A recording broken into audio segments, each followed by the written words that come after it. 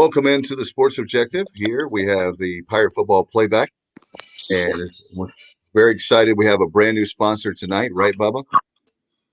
Yeah, the Playback's brought to you by L&K Custom Homes. I really appreciate the support of Kevin Walker, licensed general contractor in the Greensboro area, and obviously a member of that 1983 East Carolina team that was so good. But appreciate Kevin and L&K Custom Homes support of the program.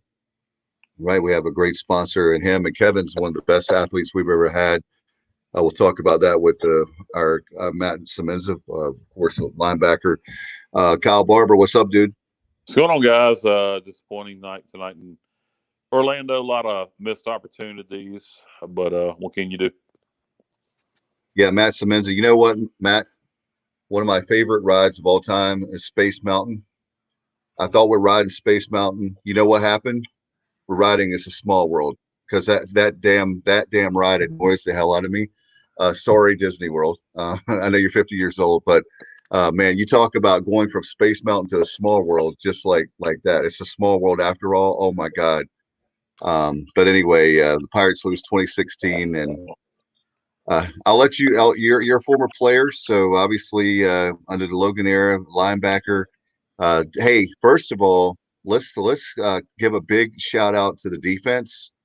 The defense played very, very well tonight. If you had told me, this is the thing I'm going to start off with, Matt. If you had told me that we're only going to give up 20 points, I would have told you that we would win the game.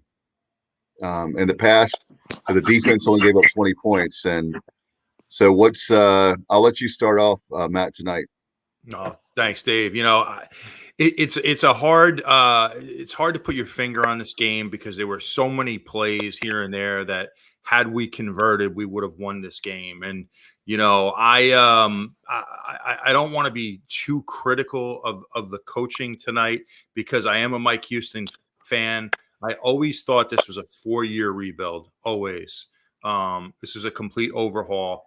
Here we are in year 3, and I think we are a very competitive team now, which is great to see. I still don't think we've turned the corner quite yet. I thought tonight was a great opportunity to be there. But I thought there were some key mistakes tonight, maybe in terms of clock management and some key situations that we can break down. Maybe where I thought we got a little conservative and maybe just in one situation, we dropped into we rushed 3 and dropped 8 in a critical situation in the game. So I thought there were just a few things here and there that I'm sure the coaching staff would like to have back as well. And Kyle, you one thing that I know that there's we've talked in the green room for a while now about the missed opportunities. You know, this team has, I want to say to you guys, this team has, it's like they're on, we're missing the consistency. Sometimes there's a quarter that they play great. There's a quarter they don't play great. There's not that they're playing hard. So we're not having the teams we've had in the past where they just gave up. So we don't have that anymore. But what were your thoughts, Kyle? Well, missed opportunities is like you said. I think if you look at that last play on defense on the 4th down play, you have an opportunity to win a football game. If you look at everything else that happened in the game, you know, negatively, it wouldn't have mattered if you make that one play. You're going to win the football game. And I thought the decision to not bring pressure there, to drop back in coverage, a huge mistake. I think I know why Blake did it. That guy wasn't completing a lot of passes, even when we weren't bringing pressure. And I think he thought in a pressure situation for a freshman quarterback, make him make a read. Just don't give it the big one over top, and we should be fine. And I don't think that was the right call there. To me, it's risk reward, high risk, high reward. Yeah, if you go all out and blitz, and he hits you over the top, he's going to score. But the chances of that happening with freshman quarterback slim to none. If you get the stop there, the game's over. So yeah, I think I think not being aggressive there was a huge missed opportunity and a huge coaching mistake. Other missed opportunities in the game. Fumble on the first drive, Keaton Mitchell going towards the end zone. We were in the red zone. At worst, you think you get 3 out of that situation. Instead, we come away with nothing. Holton had a chance on a drive to pull it down and rush for the first down, and I think he would have been inside the 5, well inside the 10. Instead, he throws it to the back of the end zone incomplete. We have to settle for a field goal there. Maybe we get a touchdown there. Not calling a timeout at the end of the game. That was more of a coaching error when they were getting ready to score. To get the ball back with about 40 seconds left. But a few clock management errors, like one of you mentioned. I think it was you, Matt, and clock management errors and missed opportunities. I heard a lot of people on Pirate Radio talk about the conservative play calling on offense, and I think there was a reason and a rhyme behind it tonight. They were getting a lot of pressure on Holton in the second quarter. He had to roll out to really even get a pass off. So we established the run. It was a close ball game. And then late in the game, when we kept running it repeatedly, when we were up, I think Coach Houston thought if we handed it to Raji Harris and Keaton Mitchell enough, that one of them was going to break a long one. And it just didn't happen. The conservative play calling on offense really didn't bother me that much tonight because, I think it was strategy. I think it was there was strategy behind it versus just being conservative. To me, this game's more about missed opportunities. Matt, but the very fact you and I were talking about too, that drive where it literally looked like it went, it looked like that automatically it was 3rd and 9. Do you remember that? Like it's like 1st and 10, and then all of a sudden it went from 1st and 10 to 3rd and 9. Bad play calling on that drive, and we did throw it on there you go. drive. That's what I'm talking about. Well, all we needed to do, if we get a first down there, then it's getting closer and closer to being over, But instead, when you went from 1st and 10 to 3rd and 9, just like that, then they get the ball back. Well, I think I'm gonna again talk about the pressure they were getting on Holton. What if you get pressure on Holton? He throws a pick 6 like he did at the end of the first half almost. Throws a pick, it was almost ran back. He did it against South Carolina. I think you've just lost the ball game. I agree with you in theory. I'd like to have been a little bit more aggressive there. By the way, Tulsa 28, Memphis 13 in the 4th. Memphis is not looking good the last few weeks. And Texas A&M with a massive upset over Alabama. Yep. But we'll get back to this game in a minute. Let's talk about the schedule. We got after Houston, which is going to be a tough one. We got South Florida, Temple, and Memphis, all 3 in a row. And I think we're better than all 3 of those teams. And I know some people may go, what about Memphis? They beat Ole Miss. Yeah, or Mississippi State, rather. Yeah, they did. Since they beat Mississippi State, they've lost to a bad Temple team, a mediocre UTSA team, and now they're about to lose to a bad Tulsa team. So, and Matt, I was just going to say that, Matt, that's another thing, though, that the very fact that it's no reason to get in the panic room, because if you look at the rest of this, we're right now, we're halfway through the schedule, 6 games in. So we have the second half of the season coming after the bye. All we have to do is win 3 out of 6. But the expectations, let me be very clear, if you're a competitor, is to win all 6 of those games. The reality is you probably won't win the 6, but I think one of the things, guys, I think, Kyle, you've talked about it in the past, our expectations should be that we're going to win all 6. So that helps us get to a bowl, where it seems like everybody's just focused to win on 3, which means you might win 1 or 2. So we need to go out there that we can win all 6 of those games. So there's no point of going out there. Bubba, what did you think? A lot of it's already been talked about, but the missed opportunities in the red zone, excellent drive to start the game and go right down the field. And then we put the ball on the ground there just inside the 10-yard line. And then the other 3 trips into the red zone, we had to kick 3 field goals of 34 yards or less. So out of a possible 28 points, we got 9 of them. And and then you see the stat sheet. We finished with 3 turnovers, but really, one was on the final play of the game where we were trying to lateral it, and then one was on the final play of the half. Yeah. And I was confused there at the end of the first half. We had 2 timeouts. Why do you not? If you want to be conservative and just go in, then fine. But don't use your timeouts. Then you're throwing the ball down the field, trying to be aggressive and, get something out of that possession. That didn't make a whole lot of sense to me. And then there in the final minute, I know we were down to one timeout. So right after we stopped them on second down, there's exactly a minute or maybe 1:01 left. Go ahead and use that timeout then. Then if UCF scores like they did on the next play, we have, 55 seconds instead of 23. And the way we were moving the ball a little bit there in those final 2 or 3 plays, who knows, maybe you have a chance to pull it out. Yeah, I agree with you on your points there with clock management. Very, very piss poor clock management with the timeouts. I don't understand the first half, like you said, you got 2 of them. I understand saving 1 in case you can get it in field goal range, but call a timeout so he has a better chance to get it in field goal range. You got 2 of them. Then the last one, not calling it on the last offensive possession, made no sense at all. You can stop the clock. You don't have much opportunity to stop the clock if you get it back with 20-some seconds left. But there are ways to stop the clock on offense. You can spike it. You can throw it out of bounds. You can run out of bounds. On defense, there's no way to stop the clock except using a timeout. So why not use it there? I agree with you 100%, Bubba. Very poor clock management. Also, maybe you use it there. Maybe they don't score on third down. Use your defense a chance to rest.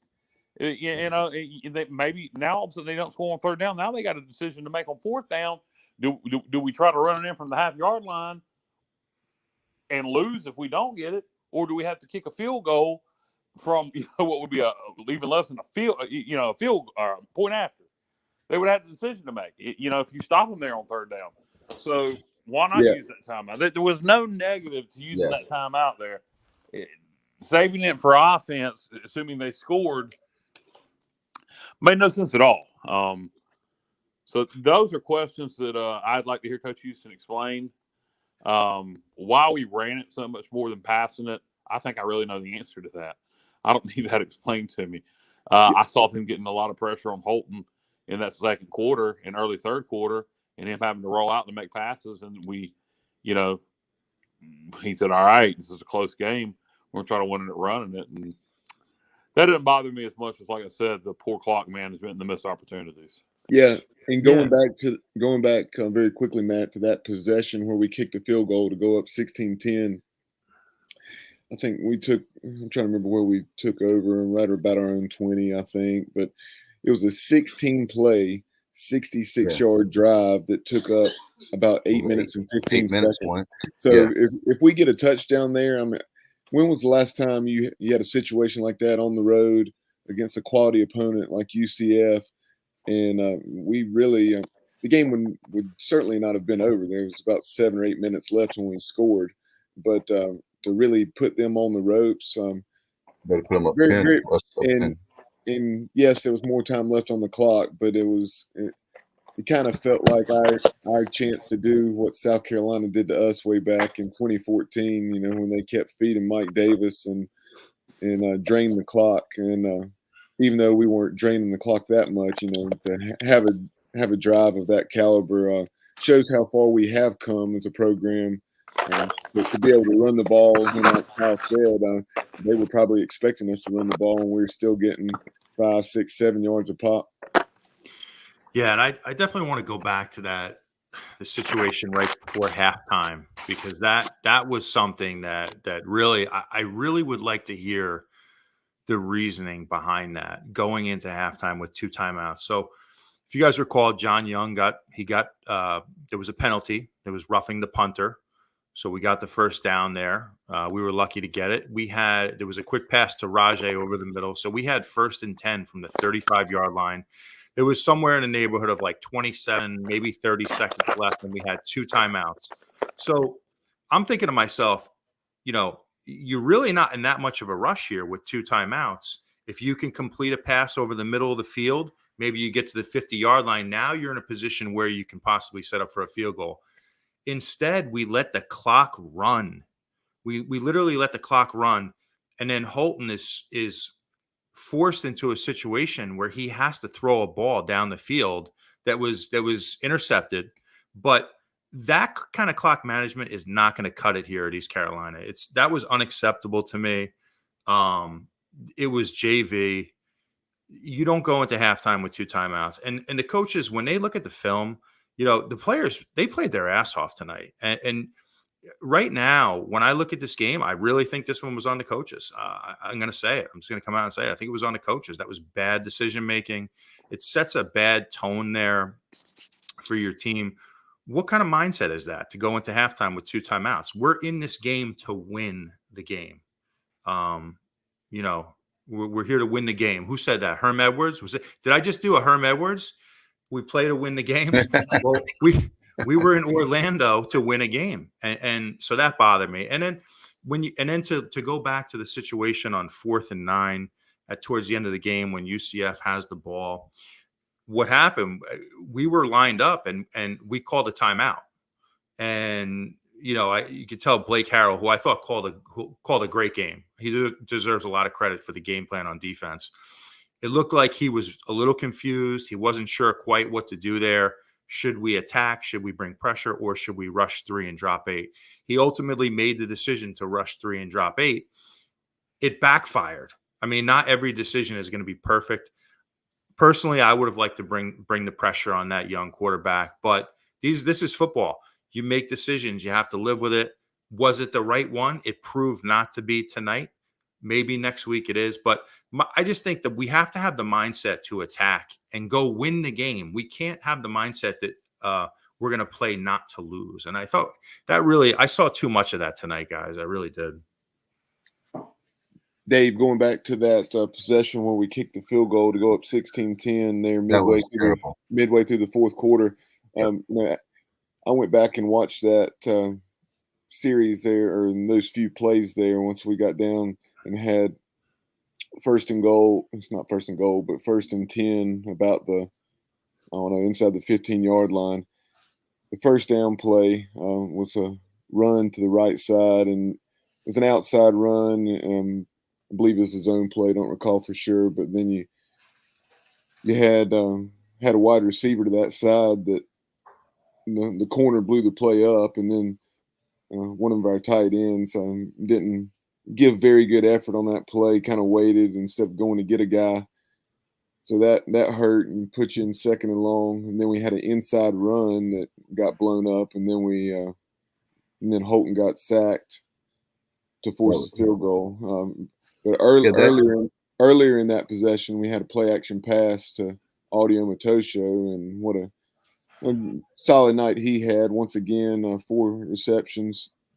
Had the touchdown where he went up and got a ball that was significantly underthrown, and Audie went up and made an excellent play on the football. But he had Audie kind of a bit of a post corner, or kind of working inside and getting back out route. Not exactly a true post corner, but I'm sure that's one of the throws that Holton would like to have back. And all in all, Holton played a pretty solid game, and he didn't have much of time to do anything after the first 2 or 3 possessions where he went 11 for 14 for probably 130 yards. Yeah, there's a lot of people, Matt, that busting up on Holton, and I'm not saying, like Bubba said, that he played a perfect game. But let me say this: you played the game. Last time I checked, football is a team sport. Mm-hmm. And so everybody that's going to bust on Holton, I'm not saying, again, that he had a perfect game, but it just drives me crazy when people don't see all the mistakes that are made. Like Holton didn't make Keaton Mitchell fumble the football. I mean, there's all the things we could go on and spend hours about. We won't. But I'm just saying that, to me, I feel like there's blame to go all around, and you win and die as a team.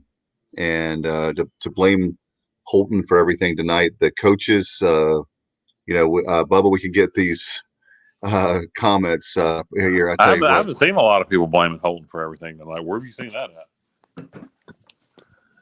at? Well, I mean, I'm hearing some stuff on here, but not on ours, but on different things on social media, that sort of thing. But anyway, it is what it is. We have keyboard bandits, folks Dave, that are, yeah. Dave, this may have kind of been what Kyle was referencing. I know the play there at the end of the second quarter, or fairly late in the second quarter. I don't remember the time now, but when Holton elected to throw the ball to CJ, and CJ didn't have enough room in the back right corner of the end zone. Coach Houston said something to him coming off the field. He could have at least gotten the first down, maybe scored, but probably at least gotten the first down. Yep, that's what I was talking about. That pays I'll give you that. I think that's the thing. And then as far as the coaching goes, you know what? We've got a bye week, so we have 2 weeks to prepare at Houston. Like we're talking about, guys, we have a chance to. Do you guys think, Matt, particularly I'll ask this one to you? Do you? All right, Tulane. We were more aggressive with the play calling. Granted, Tulane's defense sucks, so Right. More aggressive with the play calling, yeah. But we were able to run the ball very effectively too early in the game, which made us open to the passing game. Do you think this coaching staff, the players, when they play Tulane, all right, we got confidence. When we play Marshall in the second half, okay, we have confidence. Do you think this coaching staff against South Carolina and against UCF, they doubt this team can beat a South Carolina and a UCF, so they get conservative just so they think that's the only way they can be in the game? Do you think this coaching staff doesn't quite have the confidence yet that we can beat the good teams on our schedule? I do see that, yeah. And I always, it's funny you mention that, Kyle, because I always go back to Lincoln Riley, and you could just with his play calling, you could feel a swagger. He was gonna call an aggressive game, and he was gonna live and die by it, and he was gonna go down swinging. And I really get the feeling too often that we call plays scared sometimes. It's almost like we're afraid to make a mistake. And, I felt that way against South Carolina, and I felt that way tonight, that this game, it was there for the taking. It was winnable. And I thought we got a little bit tight. I thought we got tight in the red zone. Yes.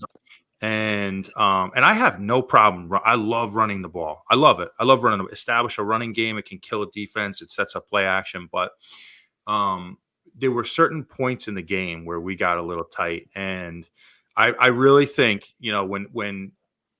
when the team's in the film room tomorrow and they're breaking down that game, I think there's going to be a lot of plays where, Donnie's going to sort of be like kicking himself. Hey, why didn't I open it up a little bit on this particular play? Because that's really all we've taken, one play. And I saw the comment from B Pays on the bottom there. And that was a big play too, where Holton threw the ball to CJ in the back of the end zone. I was talking about that earlier. Yeah, he could have tucked it and ran it. He didn't see it. He missed it. But it was wide open. He would have walked into the end zone there too. So there's just so many things tonight that could have allowed us to win the game. Yeah, and that's opportunities, and that's what I say. When I was calling on the Pirate Radio earlier, that the game, this isn't really, though a lot of the points we were making do hold true about the play calling and being conservative. With all that said, we had so many opportunities anyway. We could have won this game going away. If just without turning the ball over, Holden makes the right decision there. We blitz on fourth down, most likely we win the game. I mean, there's so many missed opportunities in this game. To me, that's the story more than that, and timeouts or the poor timeout management are the stories of the game more so than being conservative on offense, in my opinion. By the way, I wanted to get to something real fast. Speaking of Pirate Radio, I'll tell this: if anybody was listening to Pirate Radio earlier, this guy named Juan from Goldsboro called in.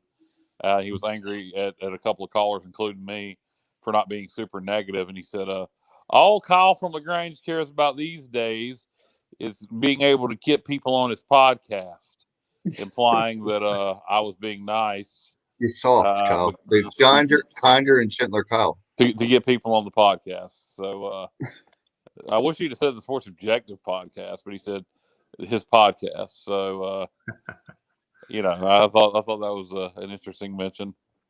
Let me just say this for everybody. By the way, thanks to Juan for listening. By the way, thank you, Juan. We appreciate the support and the mention. You're over in Goldsboro. I'm in LaGrange. You want to get together sometime, have a beer. That'll be cool. Anytime you want to. I've always wanted to have one good friend.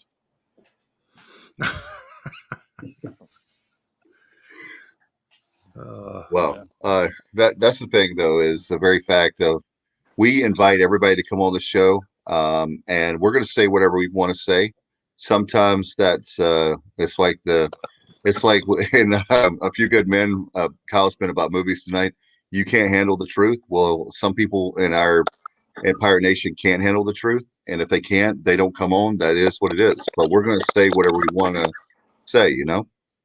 Yeah, I'm not being kindler and gentler, particularly on pirate radio, because I'm worried about getting anybody on the damn show. That's just how I felt. People were being, there were people talking about Mike Houston getting fired. That's ridiculous. Yeah, look, hey, if we don't win another game the rest of the year, or we win one more game, then yeah, we can discuss it. But we are clearly heading in the right direction. I think. I think at the end of the year, I really believe at the end of the year we'll be playing somewhere in December. I Yes, really believe we'll find a way to win 6 games. I do too. Look at it this way: you have to get 3 out of the 6, and like Kyle said, there's winnable games. I mean, We got even if 3 in you a take row after Houston, and yeah, I think Houston's winnable. But we have 3 very winnable games after every Houston. single game's winnable. South Florida, and Temple are at home. We will be favorites in both of those games. And the way things are trending, I'm pretty sure we'll be a favorite at Memphis. So we're going to have 3 games in a row that we'll have an excellent chance of winning once we get past this off week in Houston. And like I said, y'all have heard me say it many times that I thought we could upset Houston, and I still believe it. Hey Matt, let me ask you a question. You're a competitor. You've played football, and Bubba, you too. Both of you played football. How many of you? How many of you that have played the There's game or 2 you of play them. the There's 2 game? of them. That's how many there is. No, no, no. I know There's that. But one how Matt. many? There's one Bubba. Let me make my point. The very fact of it, like when you go to a game, do you think you're going to lose the game before you walk out on the field? When he goes to a game, he's not playing it. Okay, go ahead. I know, but I'm saying when he played the game. Okay, when you play the game, did you think you were going to lose the game? Hell no. Okay. Never. How about you, Bubba? No, I mean, but that can definitely. Are there teams where where there's that that kind of a mindset, maybe when you have a losing culture? Sure, I mean, a team could look down the other end of the field when the team's warming up and say, oh well, I don't think that's the case. Just based on what they had seen on film or what they know based on history. But I don't think that's the case. I don't think this team thought they couldn't win this game. No, I don't. I mean, I don't think that by a long shot. I think I'd say the exact opposite. I think this team went down there expecting to win, and then I don't think that's an issue whatsoever. I'm just saying what my point is that there's 6 games. We can win all 6 games. Oh, and if you don't think you can win the games, then there's no point for you to be on the team, and there's no point for us to play the games. We can go ahead and forfeit all 6 games and Mike Houston, all that stuff. It's ridiculous. So let's take a deep breath. Hey, look, I'm looking forward to our next home game, October 28th against South Florida. No matter what happens against Houston, we look Houston. Whether we beat Houston or Houston blows us out, we need to smack the crap out of South Florida and make sure we get either win number 4 or win number 5. No doubt about it. I mean, that's they say what the big games. Every damn game is big, right, Matt? I mean, you only have 12 games. Exactly, but to me, I guess if you want to kind of look at things, you beat the programs on a consistent basis that you're supposed to beat, and then once you start doing that consistently, then you start pulling upsets on a consistent basis. So, but tonight we should have beat UCF. There's no question about it. I mean, when you look, I said several times, in the first half when it was 3-3, that if we don't find a way to win this game, it's a damn shame because there's so many opportunities out there. This is, it was a chance to win 4 in a row from a namesake value, and at least when they were healthy, from a quality value, and they had a lot of talent. That would have been the biggest win. I know, 2014. If we'd have beat UCF tonight, it would have been the biggest win since 2014. We'd have won 4 in a row. We'd have been 4-2. I mean, yeah. Shame we couldn't have got it done. No doubt, I agree. And just to jump in for a second on, being, we all have our opinions, and I will always voice my opinion. I can be critical of coaching errors. And the thing I would tell like the casual ECU fan, is this is a performance-based business. College football is a business. It can be a ruthless business for the players too. I tell you, tomorrow that team will be sitting in meetings, and players, if they make mistakes, they're going to be critiqued. They're going to be graded out on Pro Football Focus, and those grades will be posted online. It's a ruthless business, man. If you play poorly, you can be called out. Listen, I was a player at ECU. There were things I did that I'm still pissed off about. I mean, things I did where I deserve to be critiqued, and that's just part of the business. And sometimes when I critique coaching errors like tonight, the poor clock management and whatnot, I want to make it very clear. I am in full support of Coach Houston. I think he has us going the right direction. He has us at a point now where we're a very competitive football team. We're close. We're getting closer. And like I said earlier, this was always a four-year rebuild. But that doesn't mean we can't be a little critical in the meantime, right? So, I just want to kind of make that clear. This business can be ruthless, and nobody's really above that kind of criticism. Yeah, no doubt. No doubt. I mean, Hey, Bubba, can you put that comment up of Alan Vick? He has a great thing up tonight with a good friend, Alan Vick. He says so many Pirate fans sprain an ankle jumping up and down off the bandwagon. I have to laugh. Last week, so many friends were jumping up and down. Everything was fabulous that we turned the corner. Happy days are here again, etc. We lose a very close football game into a football team we're on par with, and all of a sudden it's the same old whining, bitching, moaning, and complaining about the same people every week. Yes, there were missed opportunities tonight, but my goodness, that's the ebb and flows of every. Yeah, and I'll That's say a good this, point, Alan.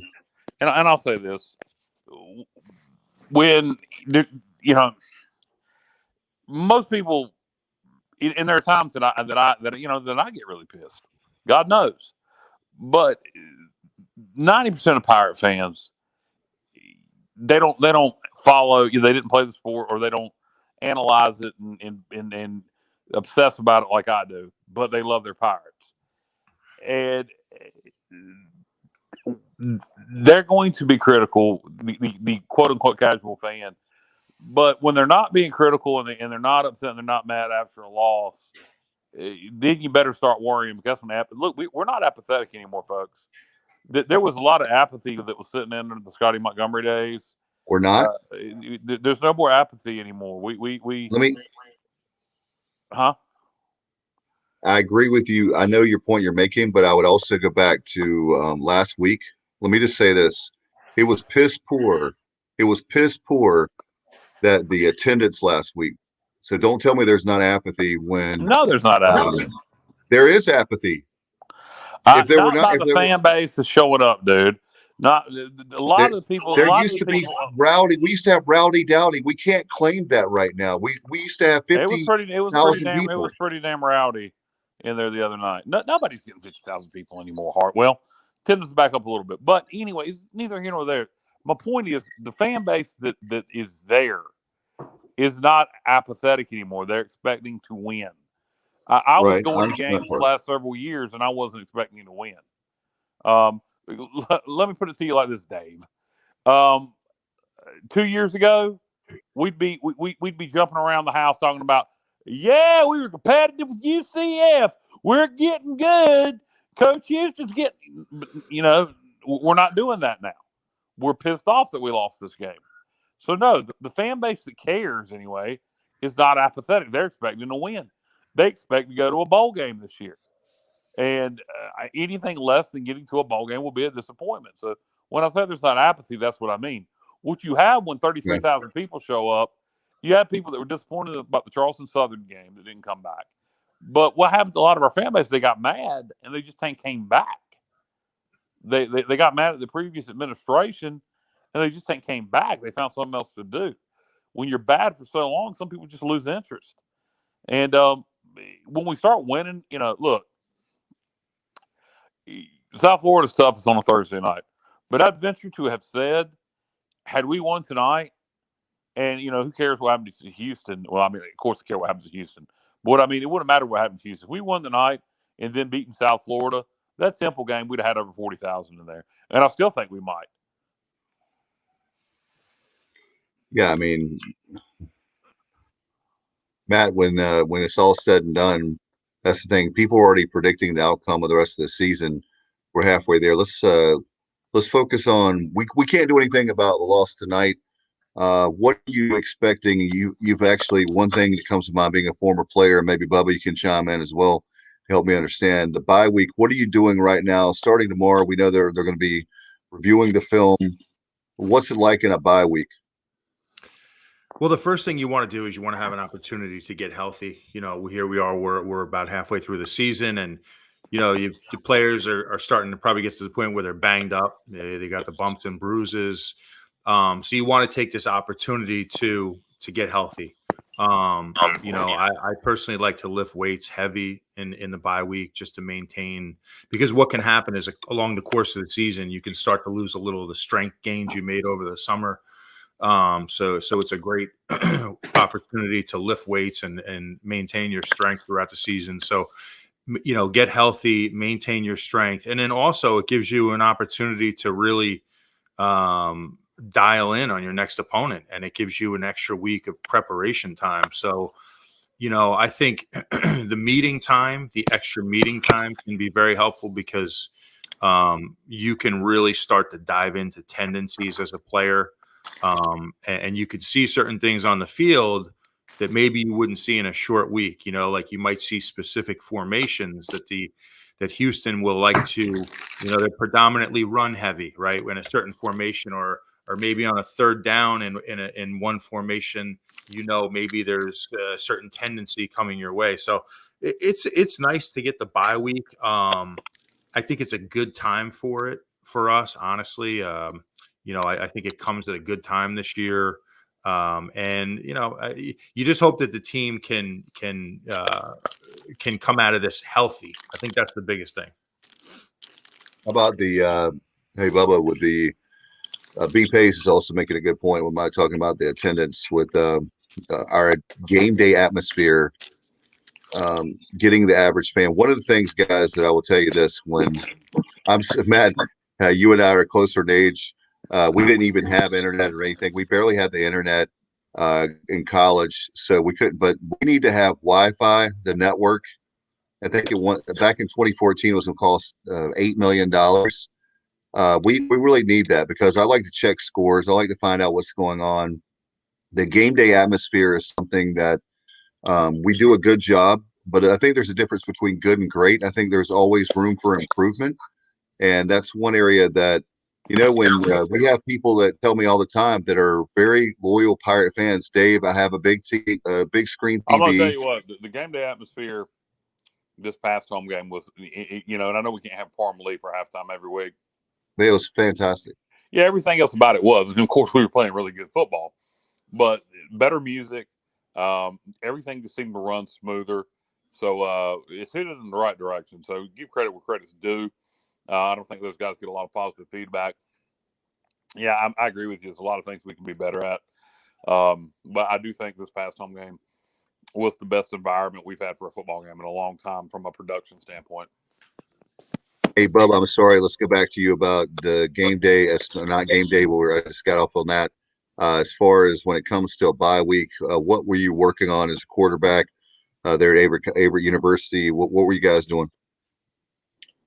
Just bye weeks in general. You have an open date like that, and Matt talked about a lot of the things as far as the weight room, and then also additional time to prepare for your next opponent. In this case, Houston.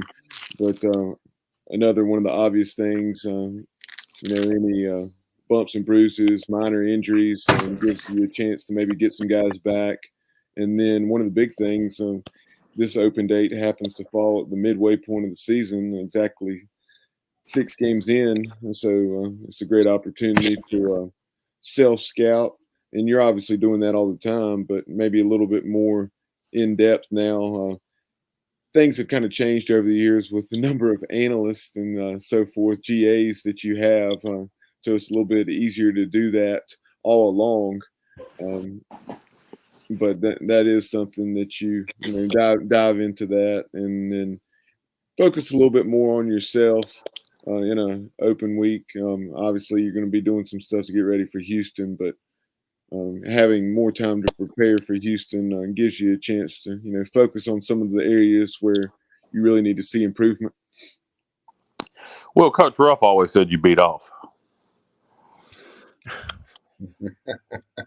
There you go. I knew that was coming. By the way, I guess we're in a new day. But yesterday was Ruff's birthday, right? Speaking of Ruff, Bubba. Yeah, happy birthday to Coach. Yeah, happy birthday to Coach Ruff. Believe he is 63 years young. I think that's right. That sounds right. And now, again, go ahead, Dave. I was just going to thank Kevin Walker again, Bubba. For those just joining us, we have a new sponsor for the Pirate Football Playback, a title sponsor. So, want to thank them very much for L&K Custom Homes, Kevin Walker. If you haven't, by the way, KK is fantastic. One of the best athletes we've ever had, Semenza.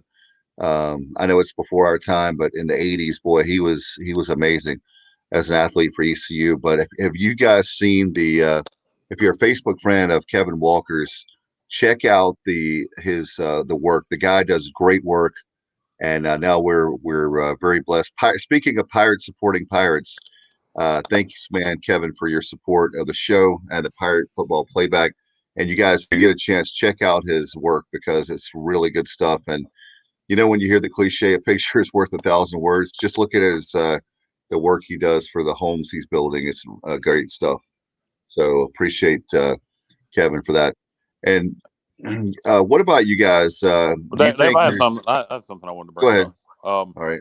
The broadcast tonight was the worst produced, the camera angle. It looked like it was shot from a dang sky camera, like a drone. That was the highest angle I've ever seen for an entire football game. It drove me crazy. The woman calling the game, the play-by-play woman, was horrible. She was horrible. I don't think she would know a football from a ham sandwich. And she, not only that, was a UCF homer. Anytime they hit a big play, she was about to orgasm on the air. I thought a couple times.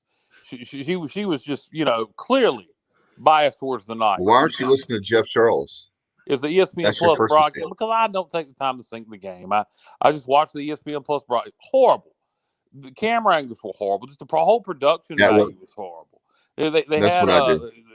It was one of the worst broadcasts I've ever watched in my life. It not as bad as the ODU game a couple years ago. That was the my God worst. In 2019. Yeah, that was all-time worst. But this was the camera angle was definitely bad. For it to be an ESPN Plus game in a East Carolina UCF is a big ESPN Plus game. It's not Akron versus Kent State. That's a game that would be on ESPNU at least most years, or CBS Sports Network. So that's a big ESPN Plus game. And I guess UCF was responsible for production. I don't know, but if they were, they did a poor job. And down there in Orlando, there should be lots of quality people to produce that game for them if they were handling production and ESPN wasn't. But the play-by-play is supposed to be non-biased in those games on ESPN Plus, and she was clearly a UCF supporter.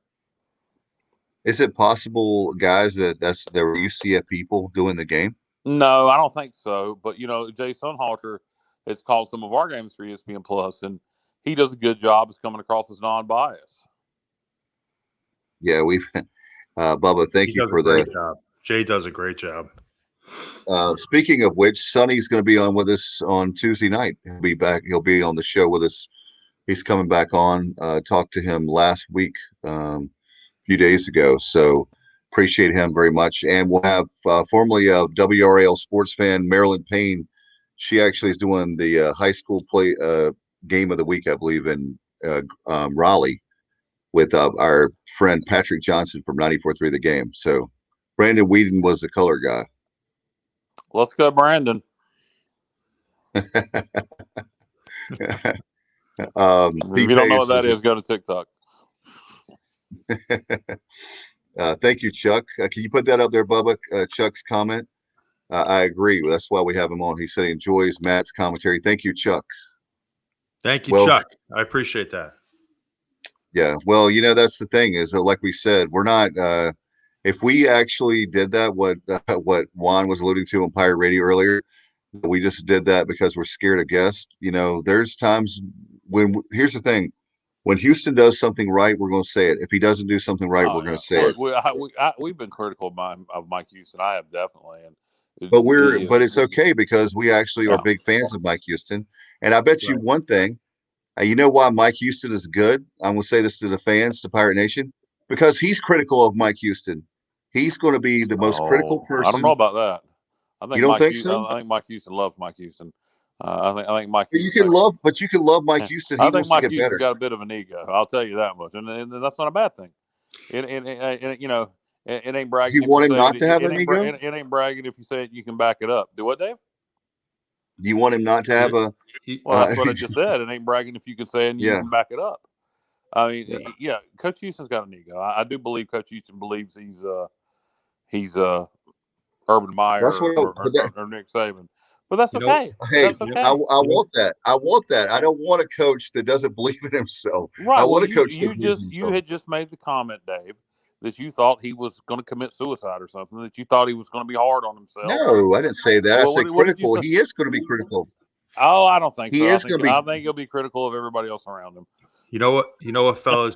The old saying, the film doesn't lie. And these the players, from a player perspective, when you watch the film, and if you see that you made some mistakes, nobody's harder on the player than yourself, right? Correct. And I think it's the same for coaches. I really do. Houston just comes across to me, Matt, is very defensive of anybody who gives him any criticism. And, to me, you telling people to fly kites and telling people about shutting the hell up. I mean, you know what? This is Division I college football. People are going to be critical of you. So just get used to it. And I'm a Mike Houston supporter. I wanted him here. I still want him here. And if you don't think he's turning it around here, you're an idiot. But I think he needs to get used to taking a little bit of criticism. At the same time, though, Matt, I didn't take it as, let me say this on that point. I didn't take that as that he was being critical of the fans. What I took it as, he was defending his players. I think what I have noticed, being because I'm there at a lot of them, not every single one, because I work for a living, so I can't be at everything like I want to be. But time I've been around him, he loves his players. Mm-hmm.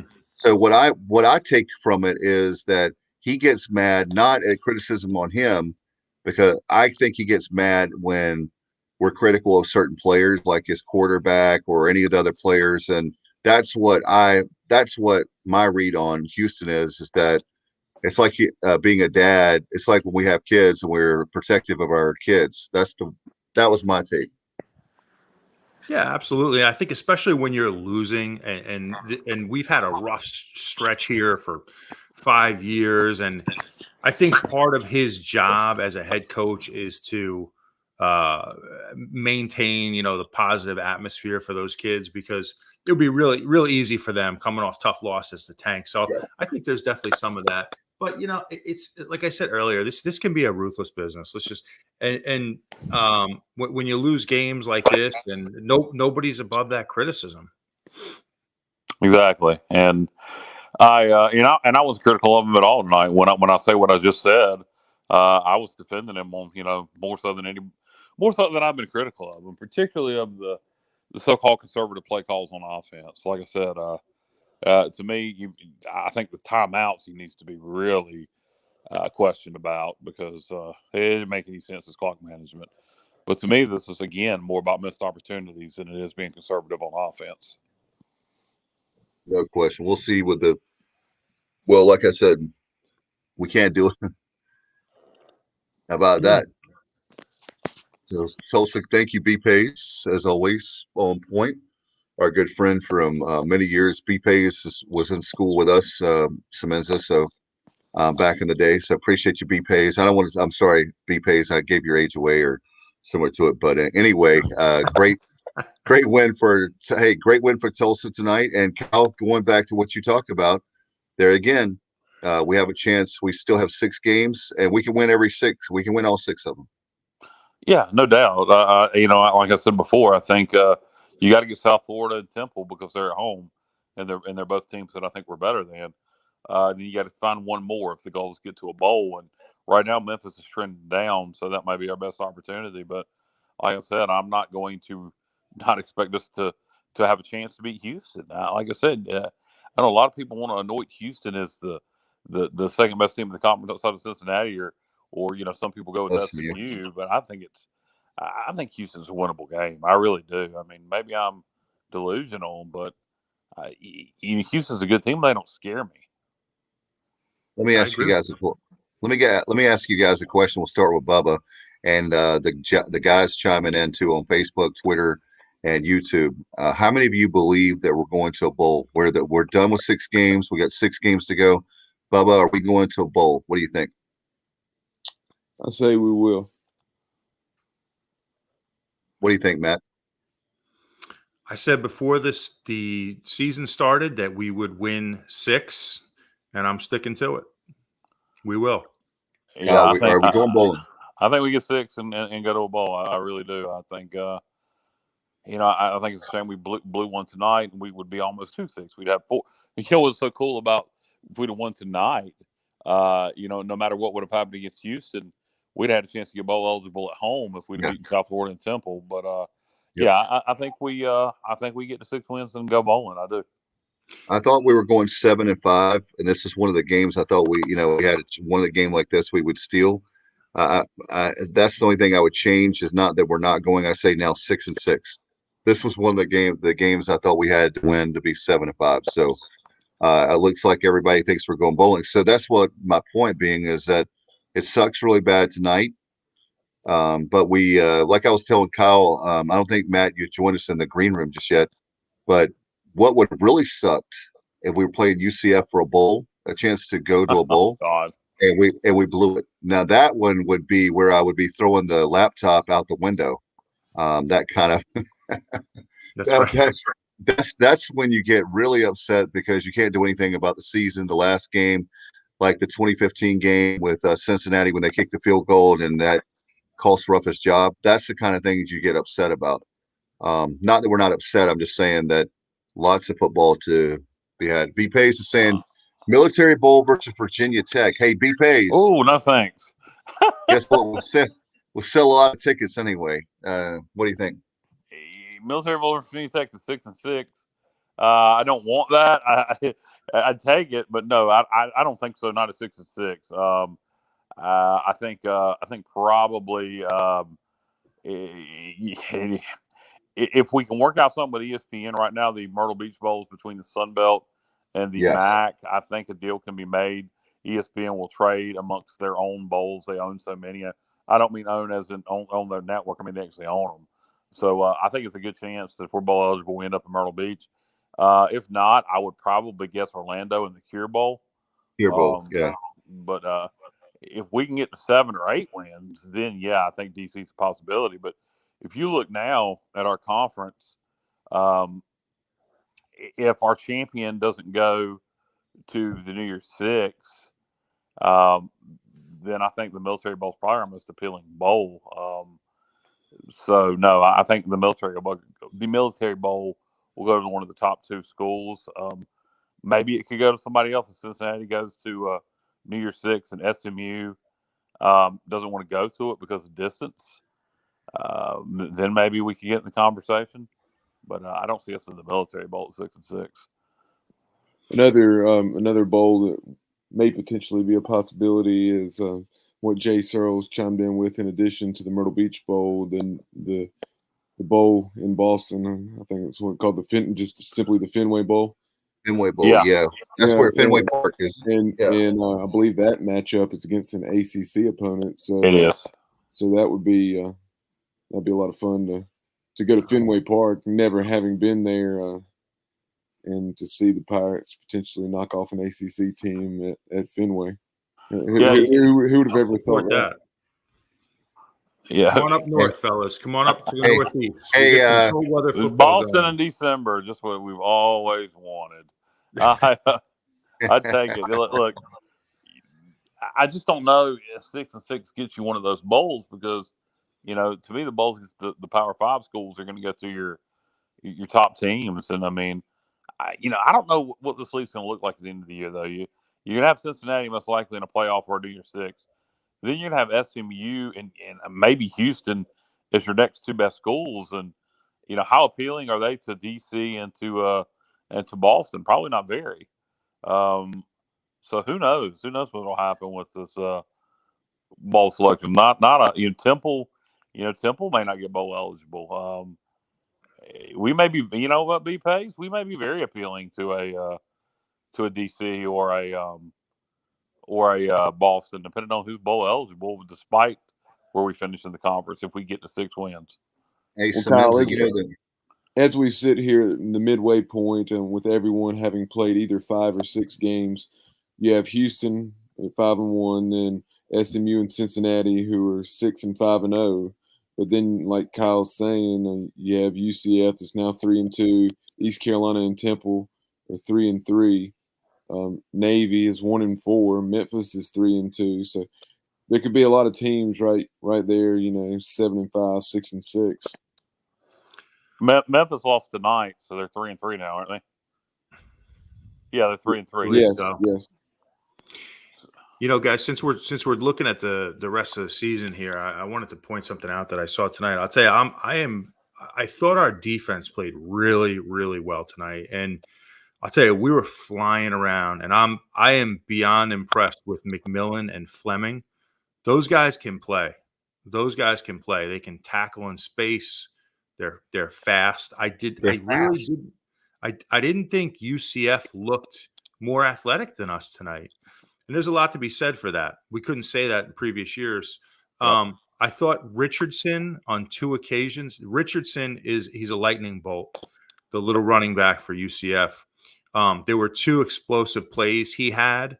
One of them I think it was our corner got chopped down on a cut block, and he just got the corner, and that went for about 50. And there were the 2 explosion plays. Outside of that, very, very little. The D line is the strides these guys have made should not be. We shouldn't overlook that because they're definitely heading in the right direction. If the defense can stay healthy and continue this type of progression, I think the rest of the season can be very positive. I was just impressed. I was impressed with our speed tonight, and it flashed to me. And I haven't been able to say that in years past. So I want to be a little positive here too. And I saw a few guys go down. Hopefully it was nothing serious. That was my biggest concern. There was one, I can't recall who it was. Somebody went down. It looked like they were maybe a shoulder on a big hit. But if we can stay healthy, we can play some good defense for the rest of the year. Yeah, no doubt. did you guys see? Help me out, Bubba and Kyle and Matt. Didn't we recruit Montgomery? Tried to get Richardson, and he chose UCF. I mean, but Montgomery did try to get Richardson. Isn't he out of Miami area?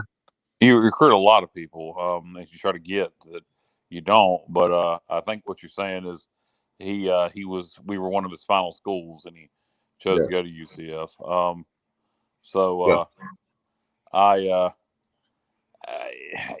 I mean, that's good, I guess. I mean, look, Montgomery's recruiting was getting better towards the end of his tenure, but that's about all I can say. There you go. Thank you, B-Pace. Johnny Ford and Richardson, both, we were in the final 2. So yeah. So yeah, Montgomery's recruiting was getting better towards the end of his tenure. That's about all I can say positive for him. But it was improving. Yeah, I think Johnny Ford now I think he might be at FAU. Yep. There you go. Thank you. Good job, Semenza. Yeah, I saw him. He's a smaller guy. I think he's like a 4.3 40 guy. He would have been a nice get. I think he wound up at South Florida, and I think he had some problems. I don't know if it was discipline or off the field stuff, but I know he's at FAU and he looked pretty good a few weeks ago when I saw him. Did No did UAB hang on to beat Florida Atlantic today? Does anybody know that score? I'll check it for you. Thank you. But that was a big one, Conference USA between UAB and FAU, potentially the 2 division champions later on, meeting here in the regular season. UAB was victorious, 31-14. Wow, dominating win for the Blazers, and So that could be an American UAB is conference. now 4-2. That Speaking of, that could be an American conference game here soon. yeah, speaking of Conference USA, Bubba, I know you put that in that group text. What's this deal with the whole situation with Conference USA? A little sidebar with the realignments and having teams from. It's a little bit like what Kyle was talking about with the Sun Belt switching with teams with Conference USA, but that was the weird. Like sometimes I didn't see what about. Bubba. I didn't see what Bubba said. What was it, Bubba? Yeah, it was a situation where an AD from the region, I'll say that, kind of took the regionalization concept. We talked about this. Okay. What conferences used to be. Yeah. I have not had a chance to actually read that article, but it's something that I was familiar with, and that this certain AD had presented this to various presidents, chancellors, and athletic directors of those institutions. But for instance, App State, Charlotte, Old Dominion, Marshall. Marshall. I just what conferences used to be, and you always hear things are cyclical, and with things being cyclical, maybe this will happen because I really think, and depending on what else happens, that it could be a good thing with fans being able to travel to road games and everything that would mean financially. Yeah, no doubt. Basically, what they're doing is Semenza is a way for they hired these consultants. I read the article, and basically what this is, and I think we had one of our viewers commented. Basically, what this is Conference USA is on the ropes. We talked about their TV deal ad nauseum on Facebook. I mean, it's horrible, but they are on the ropes, and they're doing anything they can. This is a desperate attempt by the conference. By having all these. What are you talking about? No one has said Conference USA is doing this. Yeah, it is. It's in the article. Okay, well, you and Bubba are talking about 2 different things then. No, the regionalization thing is they're meeting Conference USA, the presidents, like ADs, they're meeting. They hired these 2 consultants anyway. If we'll get a chance to. And the consultants said what? To pitch this idea. So basically, it's to help them save their conference because they would have, in other words, instead of losing. This AD who pitched this idea is not from a Conference USA school. It's a conference. No, it's not. Can't say anymore. Okay. So you're saying it's John Gilbert? No. Yeah, James, John Gilbert. You got it. Well, that's what I thought you were. That's what I thought you were going to. But I'm just telling you, the AD that pitched this idea is not from a Conference USA school. Conference USA may be trying to adapt a similar idea, but the original AD that pitched this idea is from a school from another conference. they're trying to basically, they're saying in the article when I read it, they're trying to stabilize the group of 5, and they think they can do that by doing regionalization. Yeah, well, it's true. In Conference USA, it's probably Conference USA's commissioner is a woman named Judy. I can't think of her last name, but she's horrible. The worst commissioner ever. And she needs to hire consultants because she doesn't know what she's doing. I could have told them regionalization was the way to go for Conference USA and the Sun Belt years ago. And the Sun Belt's done that to a degree. But this could have all been solved for Conference USA. There's no advantage anymore in being in Conference USA over the Sun Belt. There used to be. Conference USA was a step above the Sun Belt. It's not the case anymore. In fact, I think it's the other way around now. I think the Sun Belt's better than Conference USA. So yeah, if you can go regional, if you could have App State and a Charlotte in the same league, and you can have a Southern Miss and a Louisiana Lafayette in the same league, it makes a lot more sense than Louisiana Lafayette and App State being in the same league and Charlotte and Southern Miss being in the same league. Yeah, it makes a lot more sense. I'll tell you guys, when you look at regionalization, it's great from a fan perspective. It definitely helps bring people into the stadium. For example, we play in App State. They can bring 5,000 fans or so into Dowdy-Ficklin. The thing that's always turned me off a little bit about regionalization is the idea of propping up some of these smaller schools within, not only within North Carolina, and I could certainly be wrong about this, who are you referring to? So like let's take an ODU for example. Okay. I despise, and I don't know if I said that strongly enough, but I despise the idea of Charlotte ever being in the same conference as us. I agree with that. 100%. Now Coastal's had a nice run here, but listen, Coastal's Jamie Chadwell though, Matt. Exactly. When Jamie Chadwell leaves, what is Coastal? It's a school in Myrtle Beach with aqua turf. Exactly. And I think he'll leave after this season, and I think Coastal will eventually go back to mediocrity. Now, App State, you can make a real case for. That's a school with a rich tradition. They have a nice fan base. They have a winning culture. So you can make the case. But the idea of ODU, the idea of Charlotte, honestly, it just turns my stomach. Get ready for Charlotte. I can just about look. Oh, I can just about guarantee you Charlotte's going to be if the American expands. They have no stadium. I agree with it 100%. I'll tell you who loves them. CBS Sports Network loves putting Charlotte games on Friday night. If you want to turn on CBS Sports Network on a Friday night, and chances are the Charlotte 49ers will be playing. I've never in my life. I think they've already had 3 Friday night games on CBS Sports Network this year.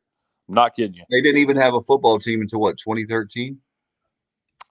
Yeah, like that. I think it was a little earlier than that, but or FBS. Yeah, they went FBS. They were FCS in 2013, but I think they were playing club level ball several years ago, getting ready to go to FCS. There has to be, in my opinion, and this is just my opinion, but you have to earn your way a little bit. And, even like a Coastal, right? They've had a good, like Kyle said, it's been a good run, right? Is it sustainable? I don't think so. I really don't. Sorry to disappoint any Coastal fans listening. And I just don't think it's sustainable.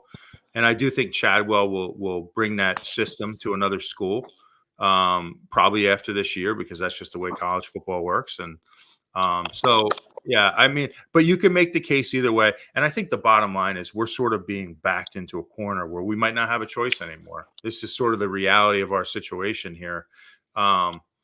And I'll be honest, guys, I'm kind of at the point where I don't even care anymore about realignment. All I want to do is win games. Yeah. And, because I got so burned out after the recent situation with the American with realignment. And right now, I just want to see us win. That's all I really care about.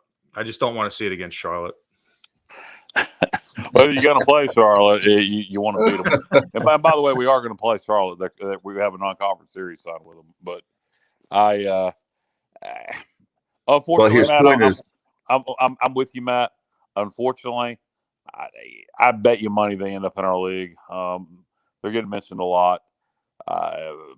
We'll see how it plays out. But I'm with you. Why would you pick? Do what now? Why wouldn't you pick a Marshall? Why wouldn't you pick a Marshall and App State? Well, I think both because schools are football schools. I would, but I'm going to tell you why. Oresco will probably, and some of these presidents. Charlotte is an up and coming school. It's in a major metropolitan area. Its attendance and enrollment is going up every year. The school's growing every year. They are in a big media market.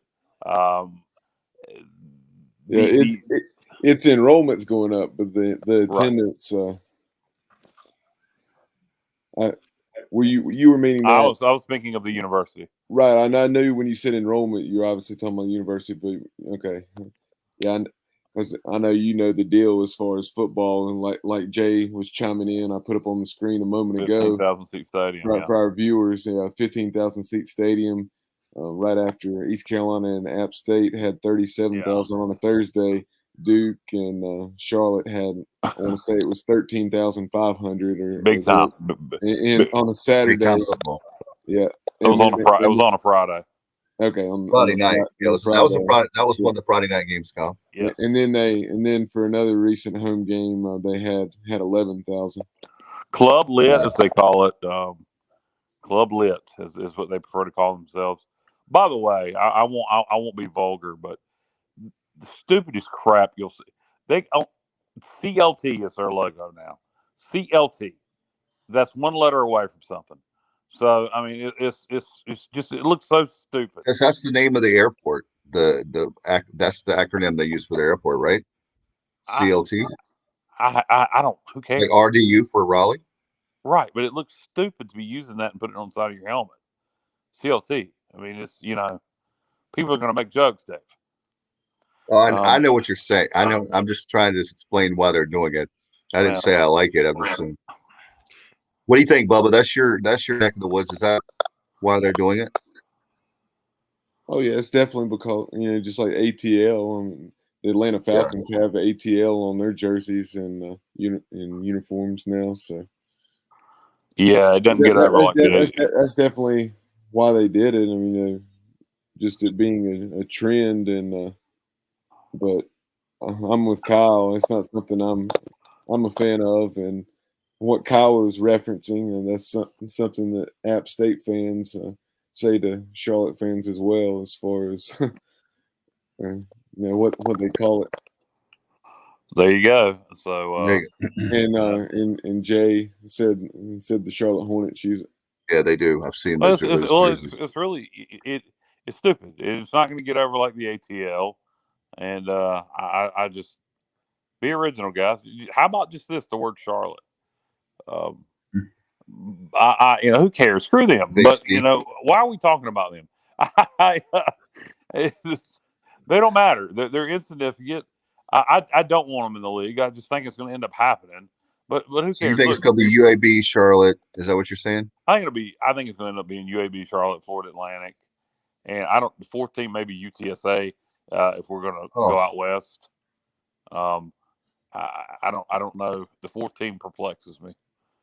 And I don't understand why there's some Pirate fans. I understand the Charlotte thing, guys, that they haven't climbed the ladder. The only reason why they have what they have is because they're in Charlotte. If you take that school outside of Charlotte, they wouldn't have where they are right now. But to me, when we have Pirate fans that are saying that App State does not deserve to be in the American, I don't agree with that at all. No, if you want to say you don't want App State in the American because you don't want to elevate them, then that's fine. At least you're being honest.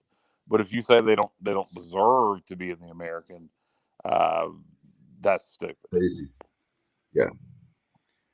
Well, do you guys have anything before we go? I know that Bubba, we obviously want to thank Kevin Walker again for being a part of the Sports Objective family, sponsoring the Pirate Football Playback. L&K Custom Homes. They do great work in Greensboro. Give him a call. KK Walker, obviously big with the Pirates supporting Pirates, so we appreciate him. He's a licensed general contractor. They do excellent work, so give them a call. And again, the Pirate Football Playback presented by L&K Custom Homes. So there you have it. And appreciate them so much, and looking forward to having more. We're adding more and more sponsors on the time. If you're interested and you're a Pirate and you own a business, we'd love to partner with you and keep this podcast growing, which we're doing daily. So, Matt, one of the reasons is we have a great guy like Matt Semenza on the show. So appreciate you, Matt, for all your hard work. And I know that I know how passionate you are about Pirate football. No doubt about it. Hey, sure. Thanks, Dave. I love being here, talking about it with you guys. You guys do an awesome job. It's always more fun after a win, but I do enjoy breaking down these losses as well. So I appreciate you guys having me on. All right, and let's. How about that with Chuck Norcutt, Bubba? Yeah, and Chuck Northcutt, a member of those teams in the early '80s, and big supporter of the show. We appreciate him.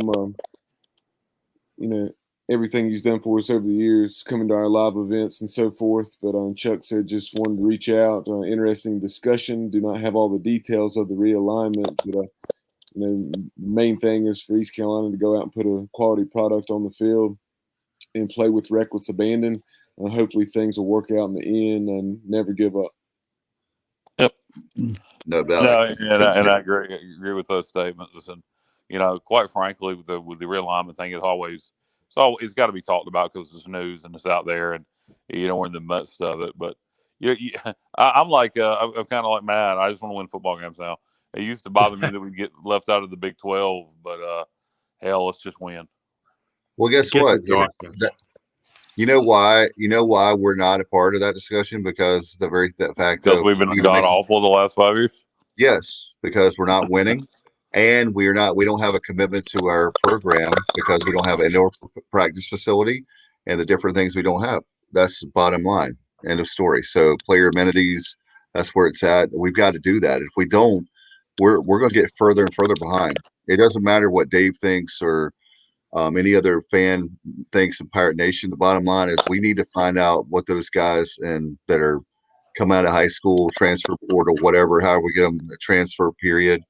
We need to cater to those guys. We don't, we're going to be stuck, or even worse, we'll be in a conference lower than the American. I'm just saying. Guys, let me ask you a question. You know a lot more about this than I do. If this was to happen, this type of thing, this regionalization type structure, would we be in a situation now? Let's just say we brought in a Marshall, right, who has built I don't want to say built a program, but they've done very well bringing in transfers and non-qualifiers, right? Would we be in that position to start bringing in non-qualifiers? It depends, Matt. It depends on when the regionalization thing happens. If the American's part of that, if the American decides to stay like it is, but Conference USA in the Sun Belt decides to go regional, I would imagine we're going to stay in the American, though there would be some appeal to joining a regional conference at that point, with all teams within a 2, 3, 4 state area. If we went to a conference that was made up of Sun Belt and Conference USA teams, it would be non-qualifiers. If those teams came to the American, right now American bylaws says we can't take non-qualifiers unless they change those bylaws, then we couldn't. Kyle, do you think that the athletic directors at this point would get together and try to appeal to Mike Oresco to change the bylaws? Because they should. I you know agree. why, but you know why they have that though. The reason why they're doing that is because they want Power 5, so we can be a Power 5. Yeah, a Power 5 league. Right, but P6. At this point, Dave, I think that ship has sailed. So you might as well accept what you are, and then you can get, you are what you are, accept what you are, and then have the advantage of getting some non-qualifiers. I mean, I'm with Matt. If at this point the American should drop that bylaw and allow non-qualifiers. I mean, I don't have a problem with it. I'm just saying I'm with you guys. I'll take the non-qualifiers. I'm just saying that's why they were trying to do it. Yeah, I have no issue with the non-qualifier and because it was an old Big East rule, and they just kept it in place. We have. Hey, look. Oh, go ahead, Dave. I was just going to make a quick point. We've had a lot of guys that were non-qualifiers who turned out to be great players, and they graduated. So there's, just like the general rule about the students, just because you do well in the SAT doesn't mean that you're going to make it college. I'll say this about the non-qualifier thing, though. You got to sit out that first year as a non-qualifier. Who's to say now with the transfer portal like it is, these non-qualifiers are going to play anywhere.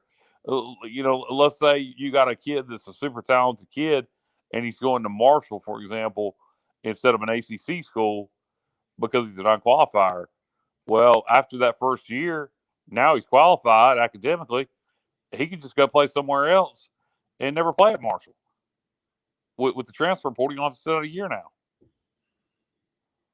You see what I'm saying? Yeah, exactly. Yeah. So I wonder how this non-qualifier thing is going to go going forward. Is it going to, is it even going to be a thing? Yes, on paper it will be, but I wonder how many of these kids are going to go to a Marshall and a Southern Miss, etc., and then never play because they become academically eligible and transfer somewhere else. What about the whole thing with the academic redshirt? Is that the same thing as? What's the difference in that and the non-qualifier? I think Matt, maybe you know this better than me, but I think with the academic redshirt, I think with non-qualifiers you can take as many as you want, and with the academic redshirt, the conference allows you to take one or two. Is that right? I'll defer to you on this one, Kyle. I don't know that. Not sure. I believe that is the case. I don't know if somebody. This is a good Stephen Igo question, or someone with compliance. But I believe the conference lets you take a couple of academic red shirts where Conference USA, for example, I think you can take all the non-qualifiers you want. They don't go say, hey, these are non-qualifiers. They just say, we're going to redshirt Tommy this year, and then Jimmy and John and Steve. They're all going to be redshirted. It just gets to the point where college football, the deck can be so stacked against you when you're not in the good old boys club. So any advantage we can get as a program, I'd be in support of it. I would.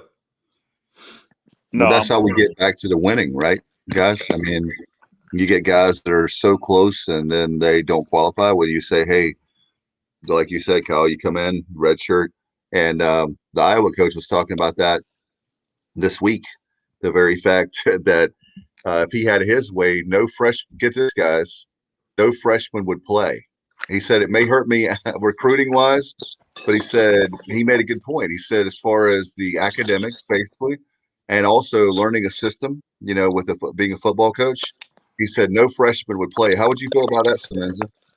I guess you had the red shirt. You had the red shirt thing anyway. So, yeah, some of these coaches make me laugh, honestly. With all this stuff, trying so hard to talk about the academic side of college athletics when it's contradicted on a weekly basis when you see coaches leaving a one job, let's just say a job in the MAC, because they're going to get $2 million more in the ACC, for example. So I listen, if my thing is, if a kid's good enough to play as a freshman, then let him play. It's just, now, was that Kirk Ferentz that said that? Yes. Yeah. It's just funny that I heard that this week. I think it was Wednesday. I heard him talking about that. So that was an interesting thing. But anyway, do you guys have anything before we go? I know we weren't a little bit long tonight, but hey, there's a lot of guys. I appreciate everybody tuning in on early Sunday morning here. We're having I guess like a midnight snack here as we're talking about this. So thank you very much to everybody chiming in tonight. No doubt about it. We've got a big show coming up on Tuesday night with Jay Sunhalter and Marilyn Payne will be joining us. So we'll have them on. And I know, right, Bubba? Yeah, we'll have that. And then also on, I guess this afternoon, Matt and I will catch up with Chris Vanini from The Athletic. He covers the so-called Group of Five conferences, but is in tune with college football at large. So we'll talk to Chris, and then we also may be catching up with Chris Doring of the SEC Network, excellent receiver at the University of Florida during those Steve Spurrier years back in the 90s, and was part of the Fun and Gun. And we'll talk to Chris about the Alabama upset, getting upset at Texas A&M and some of the other excellent games around college football today. That you had Arkansas going for 2 and failing, losing 52-51 to Ole Miss, and then you had Tennessee putting up 45 points a week after putting up 62. And South Carolina, their offense has struggled, but defensively not bad. And I haven't looked at the numbers to see exactly how that one played out, but 45 points and, like I said, 107 now in 2 weeks against SEC opponents. Josh Heupel has things headed in the right direction in Knoxville.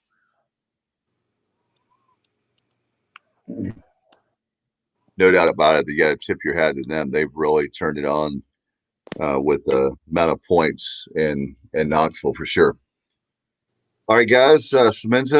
Matt Semenza, thank you so much, man. I know that you're stayed up with us. Your patience tonight. Appreciate it very much. Kyle Barber, dude, get some rest. I know we've got 2 weeks to get ready for Houston. We'll see how that. You've been calling that game, so in your crystal ball for months now. So. Yeah, I guess I'm going to stick with it at this point. But yeah, I've been calling that upset for a while now.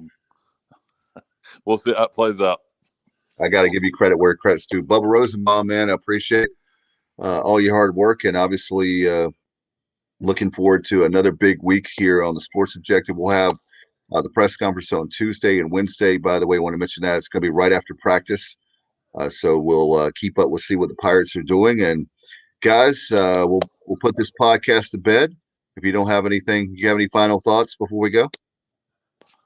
No, I'm fresh out of fault, so I don't know if anybody else does, but disappointing loss, but season's not over. What about you, Matt?